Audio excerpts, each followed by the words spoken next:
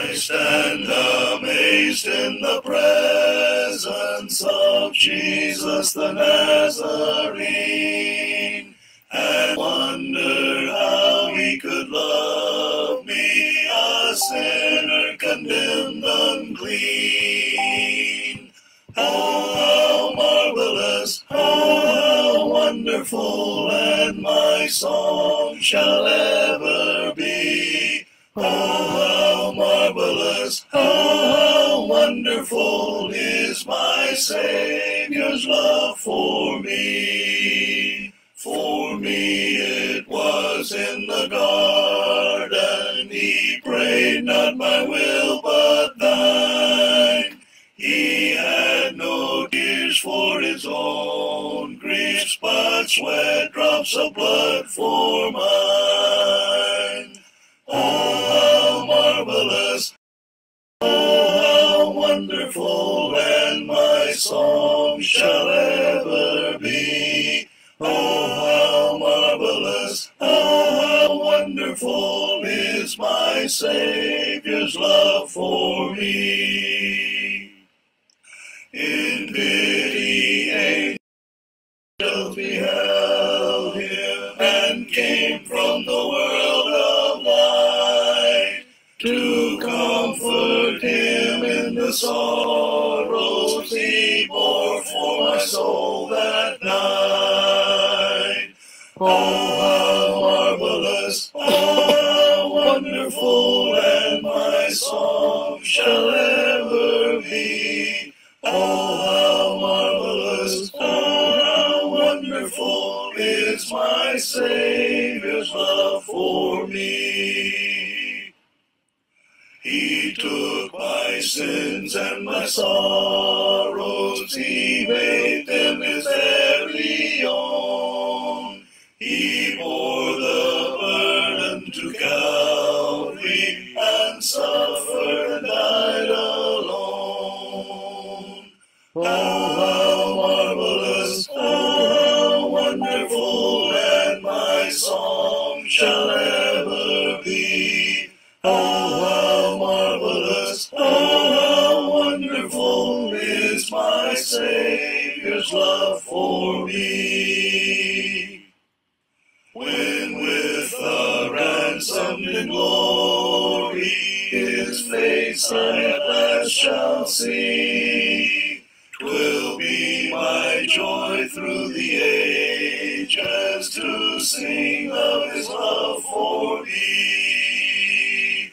Oh, how marvelous, oh, how wonderful, and my song shall ever be. Oh, how marvelous, oh, how wonderful is my Savior's love for me. Throw out the lifeline across the dark wave. There is a brother whom someone should save. Somebody's brother, oh, who then will dare to throw out the lifeline his peril to share? Throw out the lifeline, throw out the lifeline. Someone is drifting away.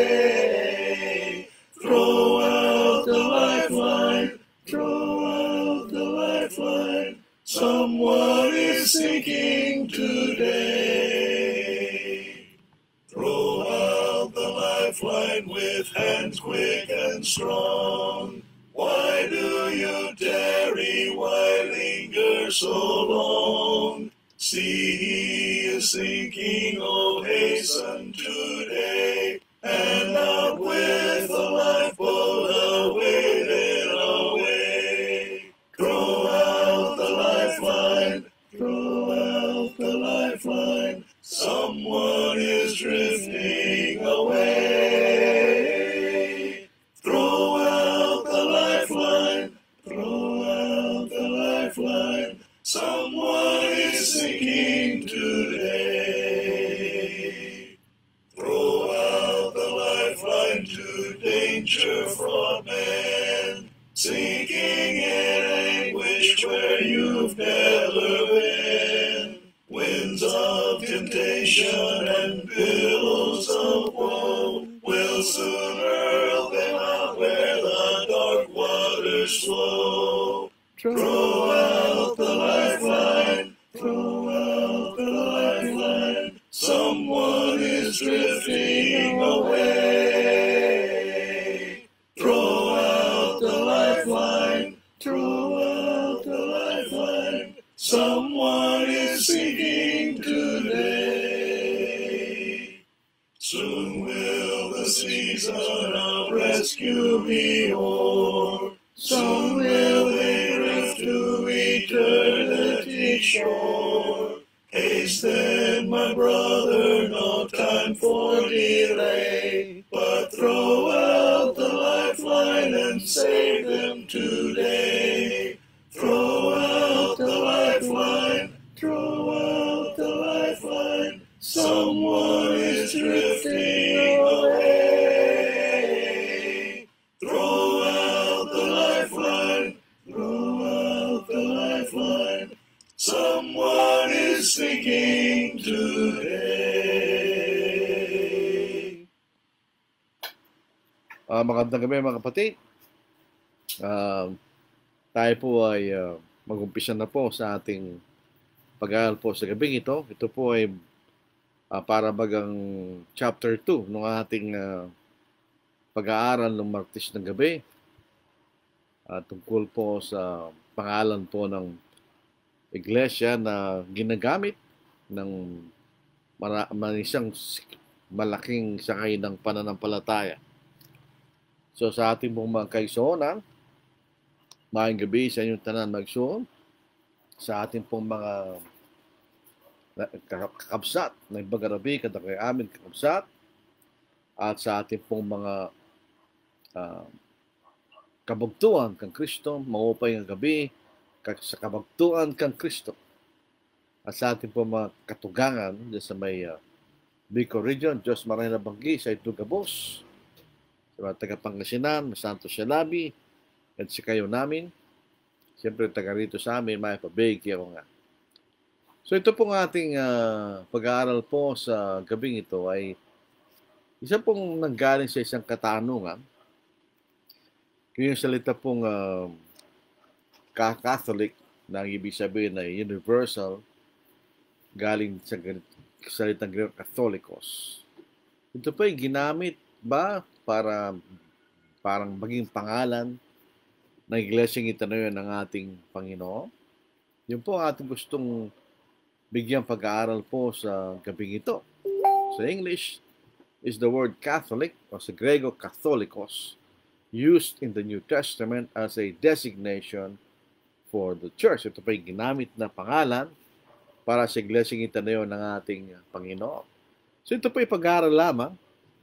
Ito po ang ating layunin sa Facebook Live. Ito pag-aaral lang para mabusan ng ating kaisipan sa pag-aaral po sa mga bagay na may kaugnayan sa ating pananampalataya. Ito ba'y totoo o hindi?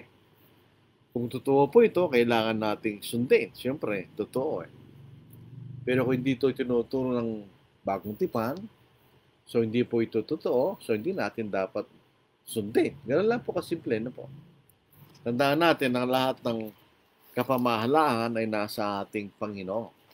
Wala sa mga tao, nasa ating Panginoon. So isang simpleng katanungan, ito ba'y ipinag-uutos ng Panginoon na gamitin nating pangalan sa kanyang iglesia? Is the word Catholic or Catholicos used in the New Testament as a designation for the church? So ito po isang pag-aaral lamang.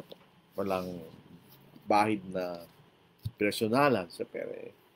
Hindi naman po tayo nagkikipag-away. Nag-aaral lang po tayo.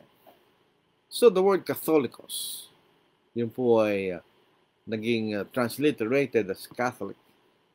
Hindi po ito ginamit bilang pangalan para sa iglesyang itanayon ng Panginoon. The word Catholicos, or transliterated Catholic, is never used as a designation for the church built by Christ. So, dito ginamit na pangalan sa iglesyang itinayo ng ating Panginoon kung ating pagbabasihan ay ang bagong tipan. So, ang Biblia. Yun pong ating binibigyan pansin kung ito ay ginamit sa bagong tipan o hindi. Yun po ang ating gustong bigyang halaga sa ating pag-aaral po sa gabing ito. Number 1. Ano ba yung pangalan na ginamit sa bagong tipan para tukuyin ang iglesyang itinayo ng ating Panginoon? What are the designations used in the New Testament to refer to the church built by Christ? Yun po isang lahitamang tanong, mga kapatid. At makikita natin, may dalawang designation na ginamit. Number 1, the Church of God, Iglesia ng Diyos. Ito'y makikita na at mababasa natin. Inspired by the Holy Spirit, ito'y ginamit ni Apostle Paul para tukuyin ang iba't ibang mga iglesia na sa iba't ibang lugar na matatagpuan po natin sa bagong tipan. Halimbawa, sa 1 Corinthians chapter 1 verse 2. Siya'y sumulat po sa iglesia na nasa Corinth at itong sinabi niya, to the church of God which is at Corinth, to those who are sanctified in Christ Jesus. Yung salitang sanctified, who are separated in Christ Jesus, called to be saints, with all we in every place call on the name Jesus Christ our Lord, both theirs and ours.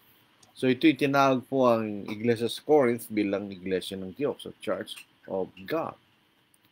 Ngayon din po sa Gawa, chapter 20, verse 28. Yung babasahin po natin sa ating wika, ano po? Ginamit din po rito katagang Iglesia ng Diyos. At makikita natin dahil ang nagtayo ay Diyos. Basahin natin. Sa Gawa, chapter 20, verse 28, binabasa ko po ang Biblia, 2000, basahin natin. Ingatan ninyo ang inyong sarili at ang bungkawan, sa kanila'y inilagay kayo ng Espiritu Santo na mga tagapangasiwa upang pangalagaan ninyo ang Iglesia ng Diyos o the Church of God na binili niya ng kanyang sariling dugo, na binili ng dugo ng ating Panginoon. So ito po isang malaking katibayan na si Kristo ay Diyos. Sapagkat hindi naman po dugo ng Ama ang bumili sa iglesia, kundi dugo ng ating Panginoon. Sa unang Thessalonica, chapter 2, verse 14, yung iba-ibang mga iglesia matatagpuan sa Judea, sila po ay pinangalan ng mga iglesia ng Diyos. Kaya basahin natin sa unang Thessalonica, chapter 2, verse 14, sapagkat kayo mga kapatid ay naging tagatulad sa mga iglesia ng Diyos kay Kristo Jesus na nasa Judea, sapagkat nagdusa din naman kayo na mga gayong bagay mula sa inyong sarili mga kababayan gaya naman nila sa mga Hudyo. So, iglesia ng the churches of God which are in Judea in Christ Jesus. So, Church of God. Pwede bang gamitin nyo? No. Mababasa naman natin sa bagong tipan, the Church of God. Meron pang isang specificong taguri o designation, Church of Christ. Tandaan po natin doon sa Gawa 20 verse 28, Church of God, hindi tumutukoy sa Ama, tumutukoy sa ating Panginoon. So Church of Christ, dahil siya nagtayo. Doon po sa Mateo chapter 16 verse 18, sinasabi, and I also say to you that you are Peter, and on this rock I will build my church, and the gates of Hades or Hades shall not prevail against it. Sinasabi ko na kay Pedro at si Baba ng batong ito, itatayo ang iglesia at ang mga pintuan Hades ay hindi magwabagi laban sa kanya. So, I will build my church. So, ito ay sa ating Panginoon. Aking, my, possessive po yun. O mga salita nagpapakilala ng pag-aari. So, ito ay pag-aari ng ating Panginoon, Church of Christ. Ito ay binili niya ng kanyang sariling dugo. Binasa na sa Gawa chapter 20 verse 28. At doon sa Romans 16:16, greet one another with the holy kiss. The churches of Christ greet you. So, yun po makikita nating taguri o designations para tukuyin yung iglesia itinayo ng ating Panginoon. Church of God, Church of Christ. Ngayon, pa makikita na, salitang church, ang ibig sabihin, the assembly of called out people. Yun ang generic definition ng ecclesia. Ito yung ginagamit ng mga, ito yung legal, it's a legal term na ginagamit ng mga Grego pag tinatawag ang mga mamayan para pag-usapan ng isang mahalagang bagay. So, yun ang church, ecclesia. Ito po yung ginagamit sa dalawang paraan. The universal sense of sa pangkalahatan. Halimbawa sa Matthew 16 verse 18, ang sabi ng Panginoon, itatayo kong aking iglesia. Ang ibig lang sabihin ng Panginoon, darating ang oras o panahon na magkakaroon siya ng kapulungan ng mga taong niligtas sa pamagitan ng ating Panginoon, sa pamagitan ng Ebanghelyo. At yun po yung nangyari sa Acts chapter 2, yun ang simula. Na mga tao po'y tinatawag sa pamamagitan ng Ebanghelyo ng ating Panginoon. So yung ginagamit sa pangkalahatang kahulugan.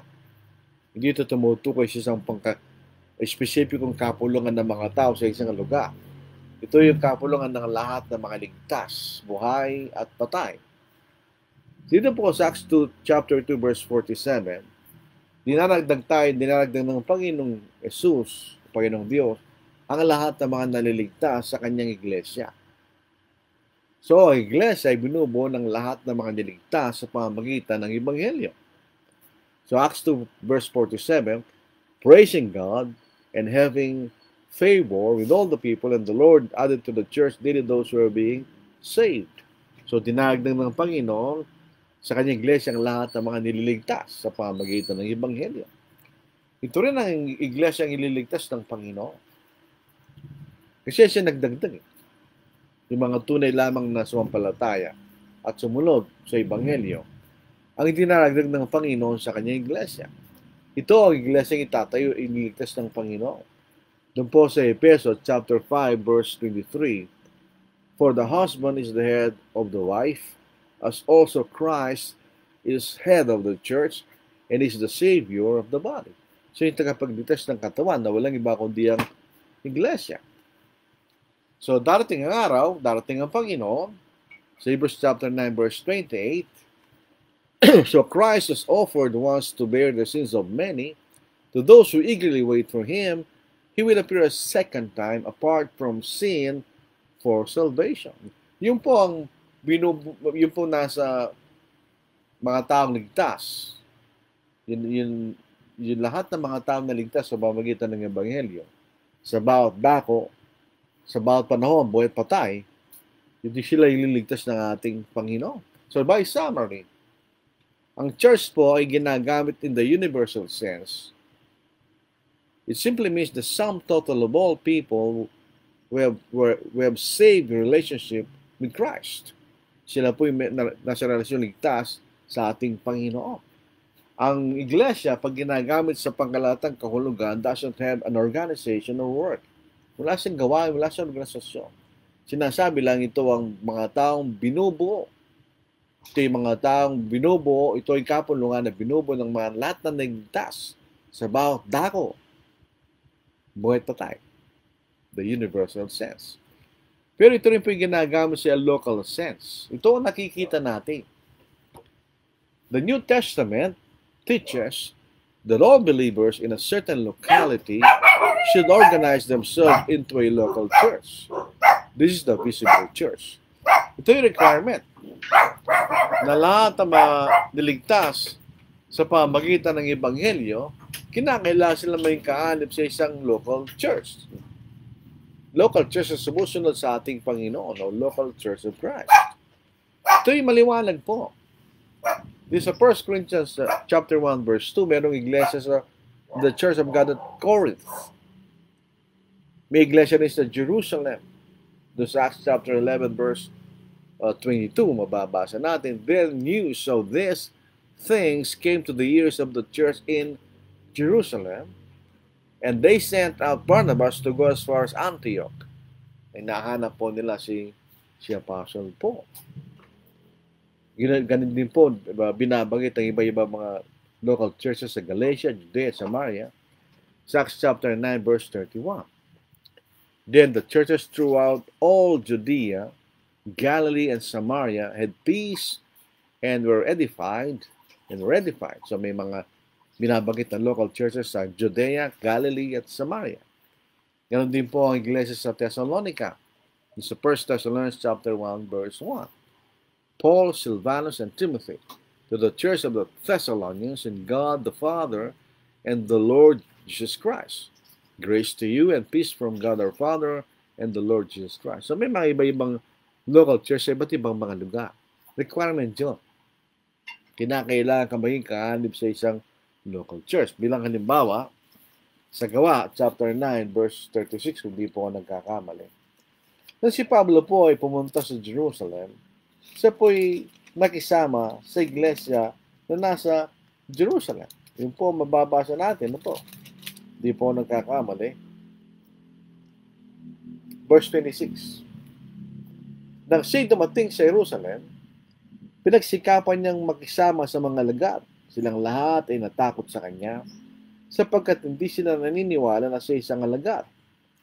Subalit kinuha siya ni Bernabe, iniharap niya siya sa mga apostol, sinalaysay sa kanila kung paano nakita niya sa daan ng Panginoon na nakipag-usap sa kanya, at kung paano siya nangal sa Damasco na may katapangan sa pangalan ni Jesus.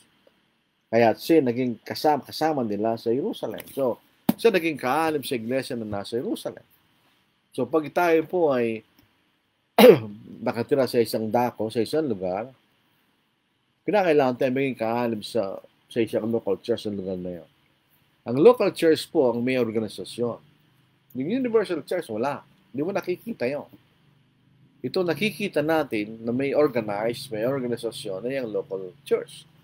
At ito'y binubong po ng mga obispo, overseers, o pastors, at mga diakono, at mga kaanib. Yun ang organisasyon po ng isang local church of Christ.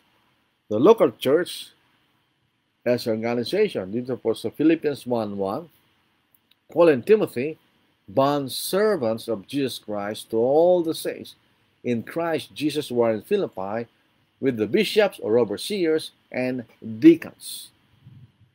So yung makikita niyo may organisasyon, may kaayusan sa bawat local church. Yung local church po ang may gawain.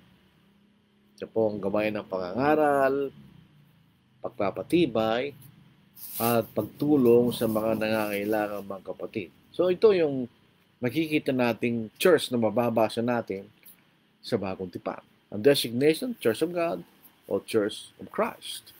Ay balik po tayo sa salitang Catholicos. Hindi po ito ginamit kailanman sa Bagong Tipan para tukuyin ang iglesyang itaniwan ng Panginoon. So, hindi siya tinawag ng Catholic Church kahit kailan. Kung babasahin natin sa Bagong Tipan, actually, yung salitang Catholicos ay hindi ginamit na may kaugnayan sa iglesia. Ito yung katotohanan. Katotohanan ito kumalat. It spread. It became universal. Ay hindi po ibig sabihin na meron tayong karapatan na tawagan itong Universal Church or Catholic Church. There is no scriptural authority for that designation. Wala tayong mababasa. Wala tayong mababasang utos na dapat natin gawin. Wala tayong mababasang approved apostolic example or necessary inference. So, ibig sabihin, hindi natin magagamit yun. Kaya sabi nila, meron daw pong mababasang Catholic sa Bagong Tipan. At binigyan po nila ito isa-isa. Halimbawa, sa Acts chapter 4, verse 18. So they called them and commanded them not to speak at all, nor teach in the name of Jesus. Yung salitang not to speak at all, yung not at all, yung po ay katuluo. Katuluo. So malapit sa Catholicos. Pero ang ibig lang sabihin po nito, silang lahat ay pinagbawalang magsalita tungkol sa ating Panginoon. So dito pangalan ng iglesia, di ba? Sa Acts chapter 9 verse 31, na mababasa natin Catholes. Ito po yung dalawang salita, kath at holes. Yung kath, throughout. Yung holes, all. Catholes. Again, malapit sa Catholicos. Then the churches throughout all Judea, Galilee, and Samaria had peace and were edified, and walking in the fear of the Lord and in the comfort of the Holy Spirit, they were multiplied. Yung salitang Catholes, ay mababasa natin doon sa throughout, all. So dito pangalan, sinasabi lang, kumalat ito kanya, throughout all Judea, Galilee, and Samaria. Dito rin po sa Luke chapter 4 verse 14, na tinutukoy po na ang Panginoon po ay pinag-usapan, na naging tanyag siya throughout all the surrounding region. Basahin natin. Then, Luke chapter 4 verse 14, then Jesus returned in the power of the Spirit to Galilee, and news of him went out through all the surrounding region. Yung salitang through all ay Catholes. Through all, Catholes. Kanya. Sa Luke chapter 8 verse, ito po mga argument ng mga Roman Catholics. Mababasa natin yan. Nilalagay po nila itong mga talatang ito. Pero pasinin natin, walang kaugnay sa pangalan ng iglesia. Una, sinasabi lang, naging tanyag ang Panginoon sa lahat ng lugar na malapit doon. Kanya. Doon sa Luke 8:39, kanya, ganoon din, throughout all the city. Siya nagpapahayag ng Ebanghelyo kanya.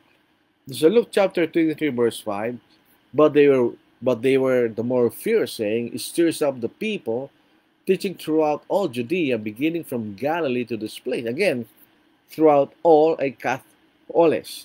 Hindi ginamit yan para tukuyin na ito yung pangalan ng iglesia. Sinasabi lang sa mga lugar na ito, sa lahat ng lugar na ito, sa lahat ng sa buong syudad, yun ang pagkagayat sa Catholes o yung Catholuo, kanya yung sa binasa natin sa Acts 4:18, not to speak at all, kanya.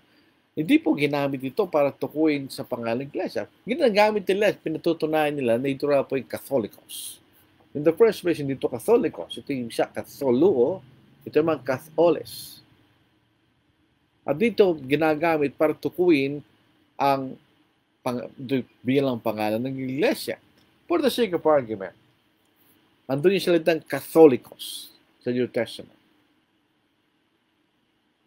Pero hindi ito ginamit bilang pangalan ng iglesia. Sa panahon ding pagmamatwid, mababasa natin sa salitang Baptist sa Bagong Tipan. Yung ba'y nangangahulugan na pwede natin gamitin yun para tawagan ng iglesia na Baptist Church? Hindi. Dahil hindi ginamit ang Baptist na may kaugnayan sa iglesia. O matatagpuan din po na sa salitang Presbytery sa Bagong Tipan. Yung ba'y nangangahulugan na pwede natin tawagin Presbyterian Church, ay iglesia tinayo ng ating Panginoon? Hindi rin. So, anong kahalagahan na binabanggit nila yung mga talatang ito? Dapat, ang mababasa nilang talata ay katulad ng binasa natin sa 1 Corinthians 1:2, the Church of God, may ganun, may basa natin. O Church of Christ. Wala naman. Wala tayong mababasang Catholic Church sa Biblia. O, it's universal dahil ito kumalat sa buong lugar, buong maraming lugar. So, hindi ibig sabihin na dahil ito'y kumalat, yun ang pangalan niya. May ibang pangalan, mababasa natin ang pangalan o designations na ginagamit sa Bagong Tipan para tukuyin sa iglesyang itinayo ng ating Panginoon. Na ang question po natin, kung ganon, saan nanggaling yung kagawian o practice of calling the church Catholic? Saan nagsimula yan? Where did the practice of calling the church Catholic begin? Since we do not read it in the New Testament. So nanggaling yan. Ito po ang paliwanag. Hindi po ako nag-ibento ng sources. Dito po sa newadvent.org, ito po isang Catholic website. Nabasa ko po ito. The word. Babasahin ko po word for word in quotation. The word Catholic tapos open parenthesis, Catholicos, from Catholuo, meaning throughout the whole, in effect universal, occurs in the Greek classics. Example in Aristotle and Polybius, and was freely used by the earlier Christian writers in what we may call its primitive and non-ecclesiastical sense. Sabi niya, in non-ecclesiastical sense, hindi ito ginamit na tumukoy sa iglesia. Thus, we meet such phrases as the Catholic resurrection by Justin Martyr, the Catholic goodness of God by Tertullian, the four Catholic winds by Irenaeus, where we should now speak of the general resurrection, the absolute or universal goodness of God, the four principal winds, etc. The word seems in this usage to be opposed to merikos, or partial, or idios, particular, and one familiar example of this conception still survives in the ancient praised Catholic epistles, as applied to those of St. Peter, St. Jude, etc., which were so-called as being addressed not to particular local communities, but to the church at large. Ito yung paliwanag po ng www.newadvent.org/Cathen, //0344ga.htm. Yun ang website na yun. So sabi niya, yun yung ibig sabihin ng Catholic Universal. Pero hindi wala siyang sinabing ito yung ginamit bilang isang pangalan ng iglesia. Ngayon, punta po tayo sa www.catholic.com. Ito po ay isang mas specific na nagpapakilala ng pangalang iglesia ng Catholic Church. In the existing documents that have come down to us, Ignatius is the first to use the word Catholic in reference to the church. On his way to Rome under military escort to the Colosseum, where he will be devoured by lions for his faith, he wrote, open quotation, "You must all follow the bishop as Jesus Christ follows the Father, and the presbytery as you would the apostles. Wherever the bishop appears, let the people be there. Just as wherever Jesus Christ is, there is the Catholic Church." Close quotation. Open parenthesis, Epistle to the Smyrnians, chapter 8. Close parenthesis. So ito na po ang makikita natin, pinakamaagang mababasa natin kay Ignatius of Antioch. Hindi po St. Ignatius of Loyola, yung founder ng mga Jesuits. Hindi, St. Ignatius of Antioch. Ito po nung 1st, 2nd century. Siyang gumamit na the Catholic Church. Ganyan. Ganun din po si Polycarp, the bishop ng Smyrna. Ito po ang mababasa natin. Quotation doon din po sa website na yun. Another early instance of the word Catholic is associated with Polycarp, bishop of Smyrna, who used the word many times. Mapapasin po natin ito, meron ng pagkakaiba yung bishops sa elders. So ito na yung unti-unting pag-alis mula sa katotohanan, di ba? Another early instance of the word Catholic is associated with Polycarp, bishop of Smyrna. We use the word many times. Polycarp was a disciple of the Apostle John, just as John was a disciple of Jesus. Like Ignatius, Polycarp suffered the martyr's death in a Colosseum in AD 155. So ito 2nd century na po ito. In the martyrdom of Polycarp, written at the time of Polycarp's death, we read, "The church of God that sojourns in Smyrna, to the church of God that sojourns in Philomelium, and to all the dioceses of the Holy and Catholic Church in every place." Sa Epistle of the Church at Smyrna, preface. Ito rin po galing sa www.catholic.com. Tuloy po pa rin tayo. Later in the same book, it says that Polycarp had finished his prayer in which he remembered everyone with whom he had ever acquainted and the whole Catholic Church throughout the world. Then they gave him up to the wild beast, fire, and finally the sword. The epistle then concludes, now that the apostles and all the just, Polycarp is glorifying God and the Father Almighty, and is blessing our Lord Jesus Christ, the Savior of our souls, and the Shepherd of the Catholic Church throughout the world. Again, ito po sa page 8. So, Ignatius and Polycarp lived in the 2nd century. Ngayon, in the 4th century, si Augustine in the 4th century, relying on the tradition, pansinin nyo relying on the tradition of the early church, hindi po sinasabing galing sa Biblia o galing sa Bagong Tipan. Ang sinasabi niya, Augustine, in the 4th century, relying on the tradition of the early church, minces no words asserting the importance and widespread use of the term.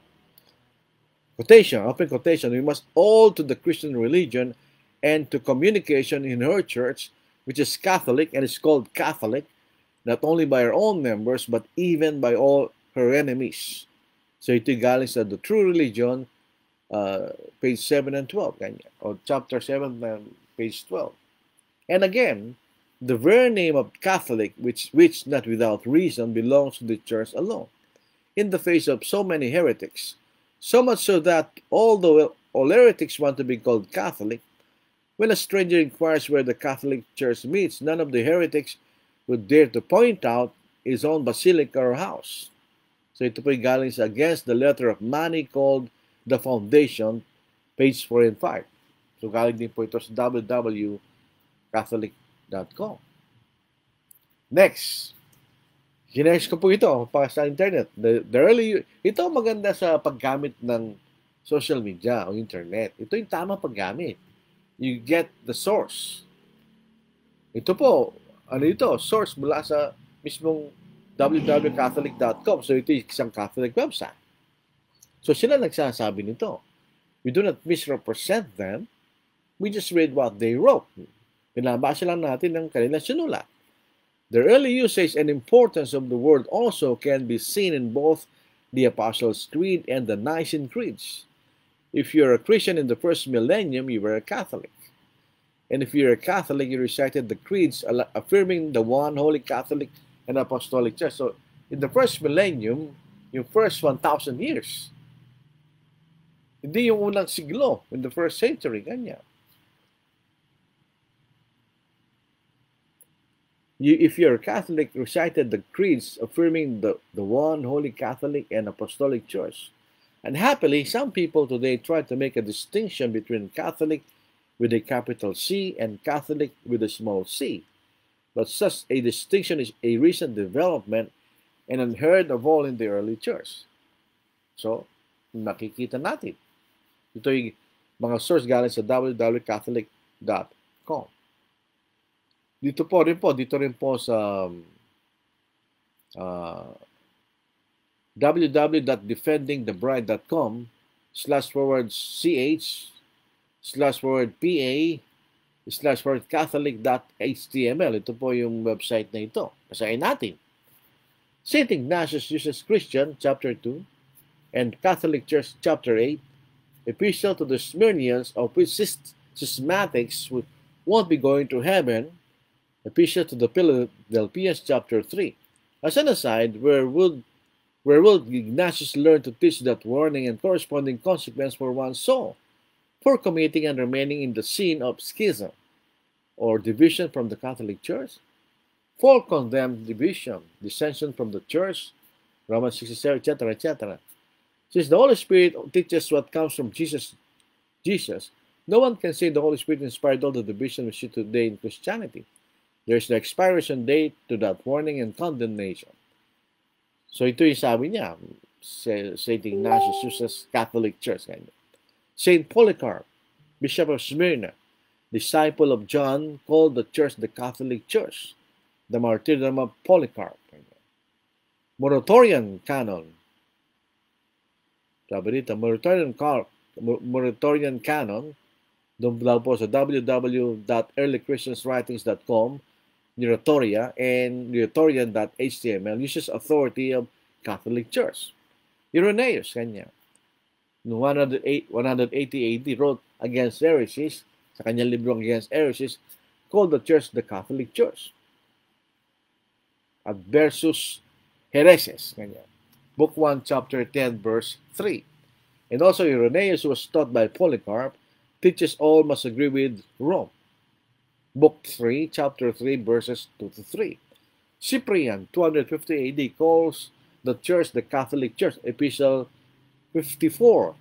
The Nicene Creed, 325 AD, it's a matter of faith to believe in the one Holy Catholic Apostolic Church. Augustine, 395 AD, there are many other things that most justly keep me in her, in effect, the Catholic Church bosom. The succession of priests keeps me, bringing from the very seat of the Apostle Peter, to whom the Lord, after his resurrection, gave it in church to feed his sheep, down to the present episcopate. And so lastly, thus the name itself of Catholic, which is not without reason, amid so many heresies, the church has thus retained, so that through all heretics wish to be called Catholics. Yet when a stranger asks where the Catholic Church meets, no heretic will venture to point out his own chapel or house. Against the epistle of Manichaeus, called Fundamental. So ito po yung quotation natin sa mga Catholic website.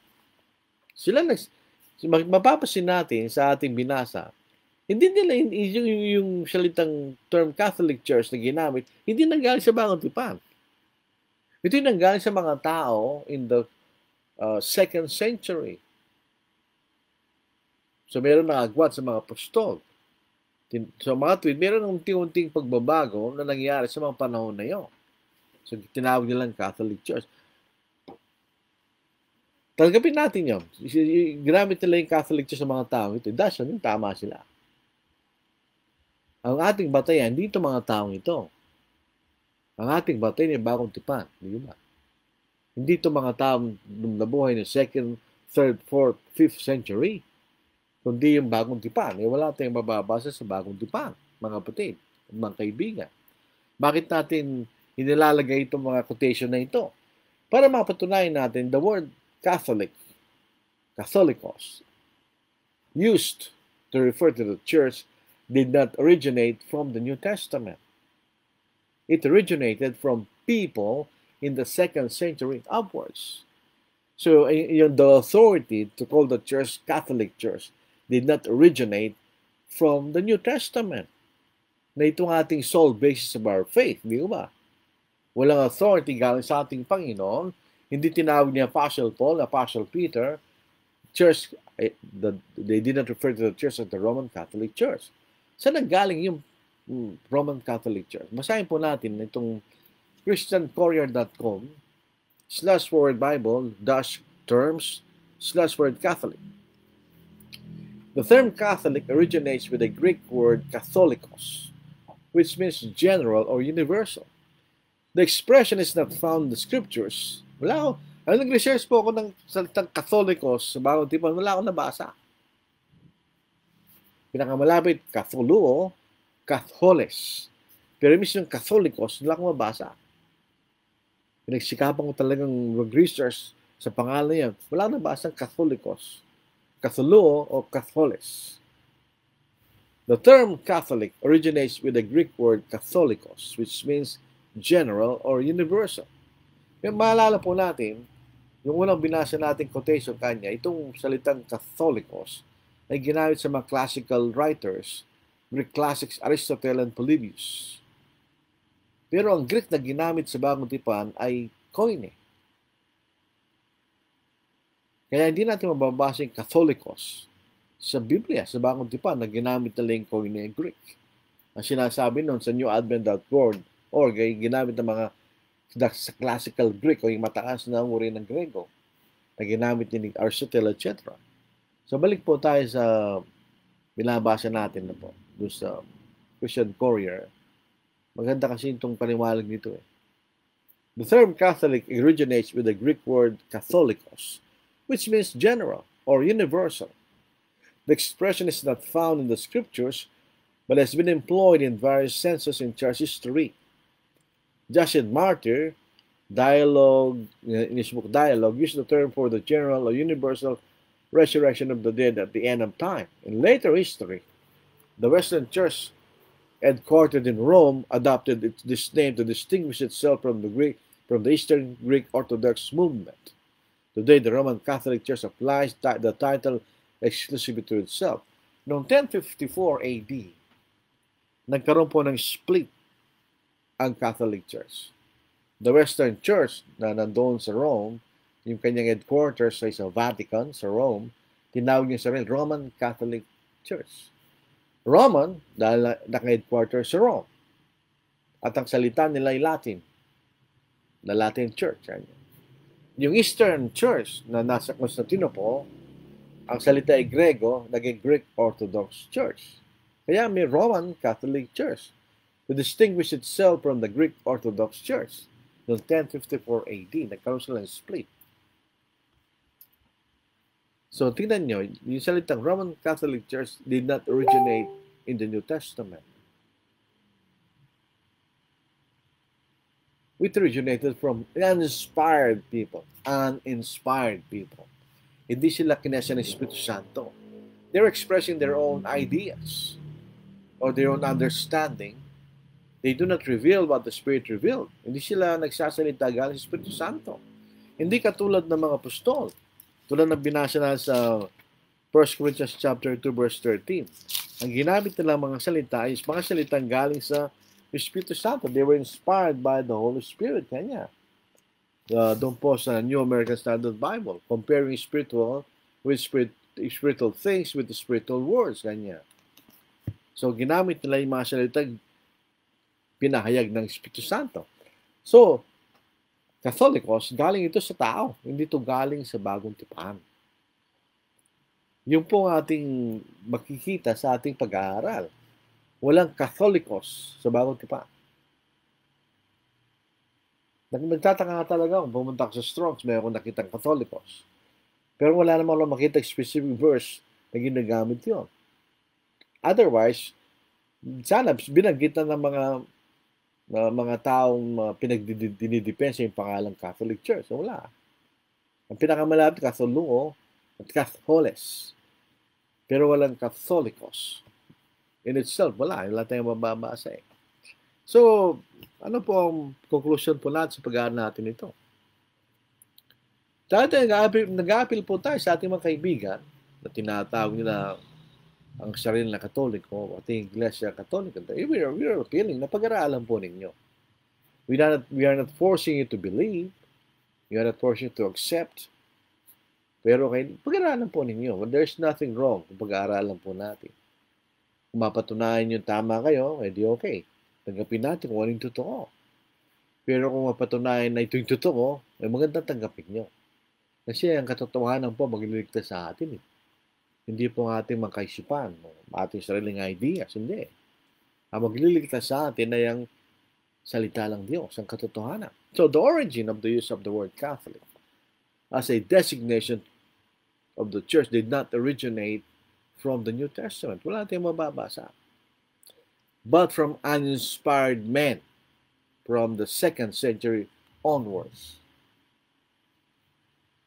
Kasi 1st century, may mga apostol pa yun, di ba? Na namatay, the last apostle to die is Apostle John, 96 AD. So, 1st century, ano pa yan, safe yan. Pero afterwards, na namatay ng mga apostol, nagkakaroon na ng iba-ibang idea ang mga Kristiyano. Katulad ngayon, sa panahon natin, walang pagkakaiba. May mga ibang mga Kristiyano na itinuturo kailang kaisipan, hindi tinuturo ng bagong tipan. Ganon din naman nung panahon na yan. So, ito'y galing sa mga but from inspired men after the 1st century, beginning at the 2nd century. These writers may not be using the term as the Roman Catholic Church uses it. Baka hindi naman yung ibig sabihin, pero ginamit lang ng Roman Catholic Church sa kailang advantage. And those are translated words. Tandaan po natin yun. Sinali lang nila yun dahil maaaring ito inaisulat sa Greek ng panahon na yun. So, the disciples of Christ, yung mga lagad, were never called Catholics. Yun ang nakapagtataka. Kung ang talagang pangalan Katoliko, Bakit wala man tayong mababasang tinawag ang mga alagad ni Kristo na Katoliko? Wala. Ang tinawag ay Christian. That's inspired by the Holy Spirit. Sabi dito, and when he had, sa Acts 11 verse 26, and when he had found him, si Barnabas, natagpuan si Saulo, he brought him to Antioch. So it was for a whole year they assembled with the church and taught a great many people. And the disciples were first called Christians in Antioch. Ang pangalan, Kristiyano, hindi Katoliko, di mga kapatid. At ito dapat na pangalan na gamitin natin para parangalan o lalatin ng Diyos. In 1 Peter 4 chapter 4 verse 16, but if anyone suffers as a Christian, he is not to be ashamed, but to glorify God in this name. Anong name? Christian. Tingnan po ninyo, pag sinabi mo kaya mag-Catholic, anong ibig mo sabihin? You are universal? Ano ibig sabihin ng salitang Catholic? Catholicos. Universal. Ibig sabihin, I am a Catholic. I am universal. Ano yung ibig sabihin, no? Nakakalito yun. O ibig nyo sabihin, you are a member of the Catholic Church. Baka yun. Pero pag siya, I am a Christian, ng salitang Christian, galing po sa salitang Grego na Christianos. Nang ibig sabihin, a follower of Christ. Tama yun. You are a follower of Christ, so you are a Christian. Paano kung Katoliko ka? Sinusunod mo? Isipin po natin, di ba? Christian, ikay tagasunod na Kristo, tagasunod kay Kristo, you are a follower of Christ. So, tawag kay Christian sa Biblia. So, maliwanag po, the church built by Christ is never called the Roman Catholic Church in the New Testament. Yan ang maliwanag po. Maliwanag po yun. You can challenge it by proving to us na may ganun nga. Na mabasa natin sa Bagong Tipan, it's called the Roman Catholic Church. Unfortunately, we do not read the term in the New Testament. Yun ang totoo. So tayo po, ang pananampalataya natin ay hindi nanggagaling sa kaisipan ng mga tao, their ideas or opinions. Ang ating pananampalataya nanggagaling sa salita ng ating Panginoon. Kung hindi ito ginamit ng Panginoon, hindi natin pwedeng paniwalaan. Ganun lang po kasimple mga kapatid at mga kaibigan. So Romans chapter 10 verse 17, ito ang ating mababasa. Kaya ang pananampalataya ay nanggagaling sa pakikinig at ang pakikinig ay sa pamagitan ng salita ni Kristo. Kung gusto po niyo ng kopya nitong outline, mag-message lang po kayo, papadala ko sa inyo. Sa para ma-examine nyo mabuti. Yung mga sources nandun ang website kung saan nanggaling yun. Hindi natin sila sinordcut, kinopya natin sila ng buo ayon sa pagkasulat doon sa website na ating natagpuan sa internet, sa social media. So, dito sa honest quotation, di po tayo nagmi-misrepresent. Kasalanan po yun. So, ito po ang ating pag-aaral. Hindi tinatawag na Roman Catholic Church ay iglesia yung tinatag ng ating Panginoon. Maraming salamat po sa inyong panonood at pakikinig. Sana bukas pa pero sayang po ang panahon, mga kapatid. Kaya inabuti ko ngayon na po natin gawin ang pag-aaral. Maaring iba, di nakanta ngayon. So, si Grace Romero, good evening po. Maaring ito yung asawa ni Brother Andrew. Ojan Ocampo, good evening po. Jeremy B. Joji, hindi ko po alam pronunciation. Kung ano po ito, kung siya ilagay noon, Ohiye. Dahil hindi na pinopronounce yung J, ano po. Magandang gabi po sa lahat. Arnold Layosa, magandang gabi po. Gail Arboleda, good evening po. Rafael Ortiz, magandang gabi po sa ating lahat. Marisa Rieta Manzanillo, pinagpalang gabi sa ating lahat mga kapatid. Medic Canono, magandang gabi sa ating lahat. Ibanya Senior Sani, kapagpalang gabi po sa ating lahat ng mga kapatid. Joel Hilario, na ibang gabi, katakayag, kakabsat. Magandang gabi sa inyong lahat mga kapatid. Noli Villamor, ito po ang hindi naman po siguro masagwa, pero isa po ang pinakamatanda na Kristiyanong buhay po siguro, mangaral sa lahat ng mga mangaral. Siya ang ating panganay kasi yung mga kasabay niya nawala na lahat. Sila lang po natitira. Pero nakikita ko pa rin nagla-live sa internet.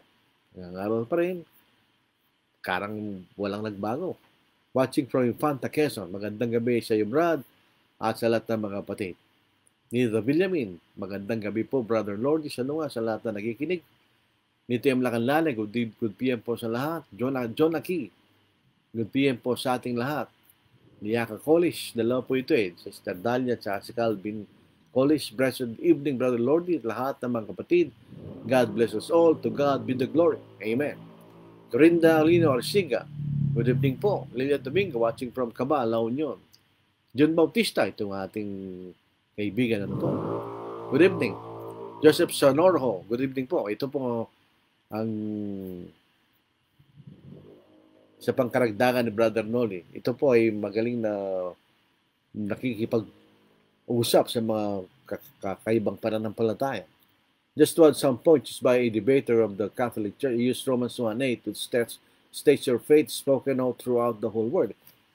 Even if that's the case, hindi pa rin ginamit para tukuyin ang iglesia. Ang sinasabi lang no sa throughout the whole, yung throughout the whole, Catholes.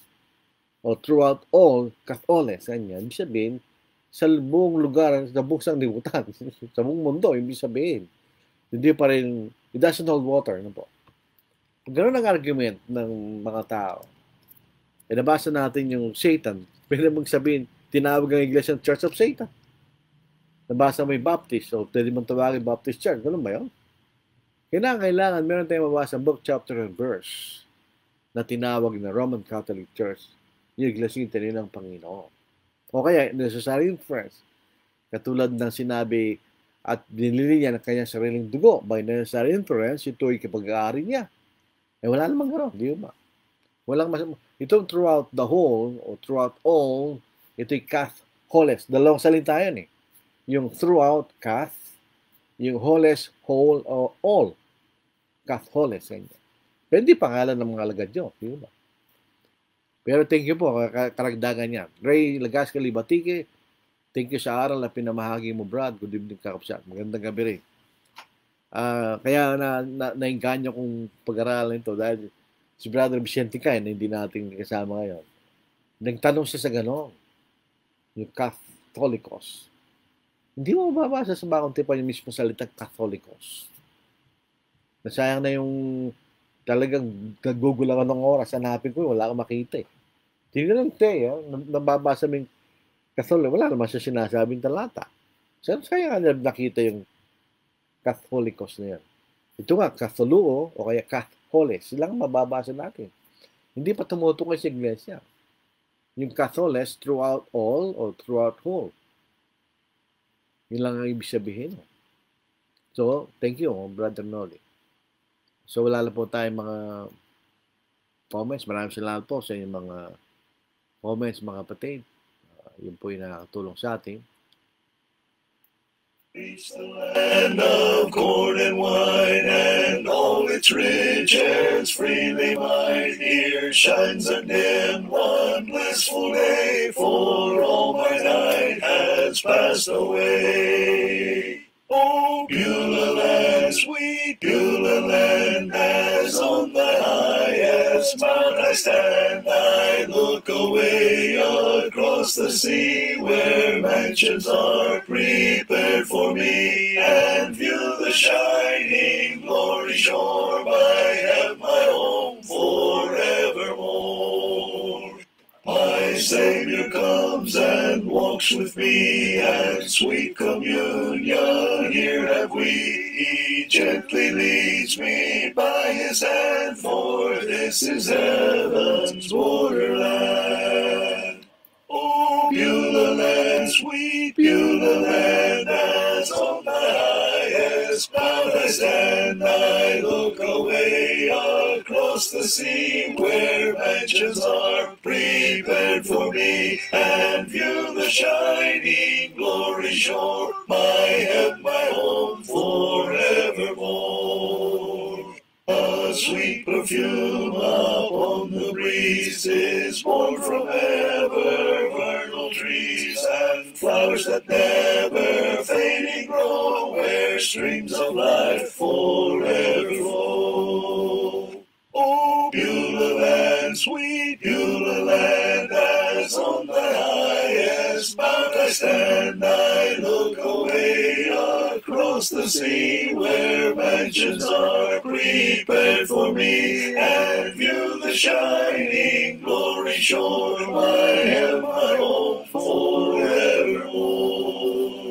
The zephyrs seem to float to me, sweet sounds of heaven's melody, as angels with a white robe throng join in the sweet redemption song.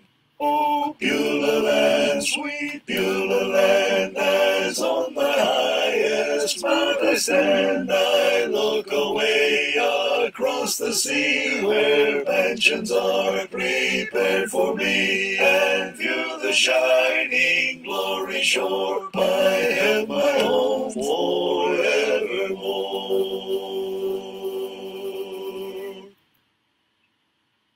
Careless soul, why will you linger, wandering from the fold of God? Hear you not the invitation? Don't prepare to meet thy God.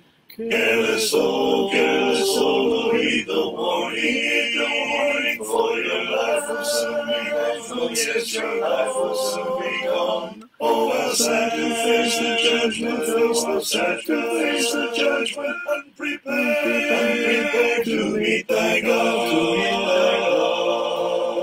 Why so thoughtless are you standing, while the fleeting years go by, and your life is spent in folly? Oh, prepare to meet thy God.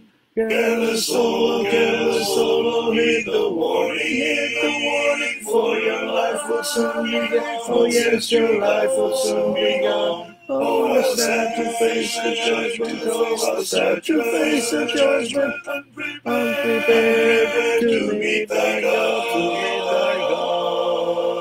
Hear you not the earnest pleadings of your friends to wish thee well? And perhaps before tomorrow you'll be called to meet thy God.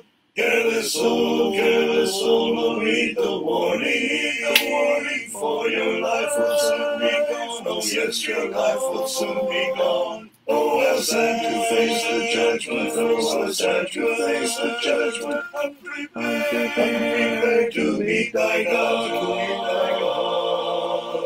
If you spurn the invitation till the Spirit shall depart, then you'll see your sad condition, unprepared to meet thy God.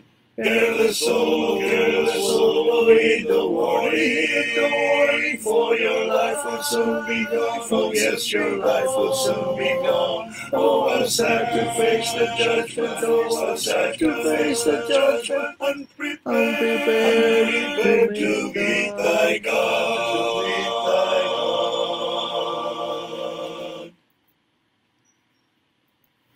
Maraming salamat po mga kapatid. Parang maganda po na gamitin natin ang technology sa pangangaral, pagtuturo ng salita po ng Diyos. Andiyan na yun eh. So, pwede nating gamitin sa ganitong paraan. Nakatulong po tayo. Actually, pwede po tayong magkaroon ng online preaching sa tao na hindi mo walang pagkakataon na magkaroon ng face-to-face na pag-aaral. Pareho lang yun, pero mas persuasive pag face-to-face kaysa sa online. Pero kung hindi pwede yung face-to-face, so, the next best, siyempre yung online. Ganito rin po, sa ganitong pagkakataon. Meron pang-aaral na live sa Facebook o recorded. Isa, mas maganda po yung nire-record mo, pwede mo siyang review kaysa sa live. Exciting naman po yung live. Merong interaction sa mga nakikinig na tuwira dahil live po siya. So tayo po ay manalangin.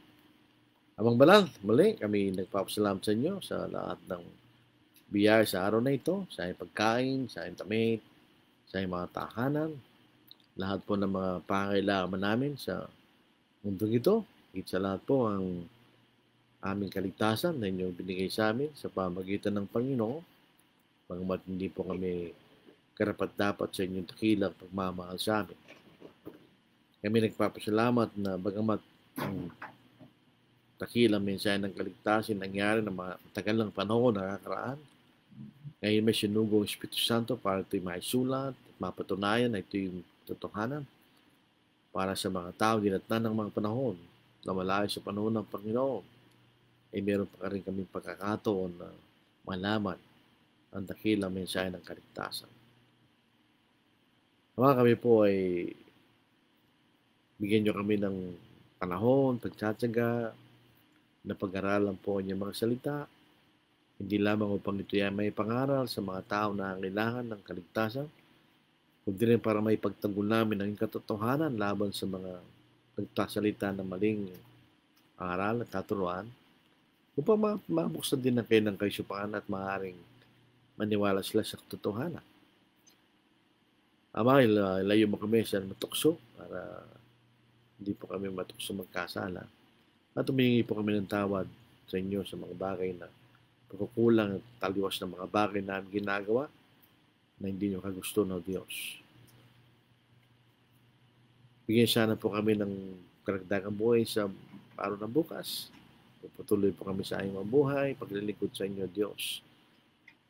At bilang panghuli, palagi namin dinadalangin na sana mapanatili ang kapayapaan at katiwasayan sa aming bansa at sa iba pa maraming mga bansa.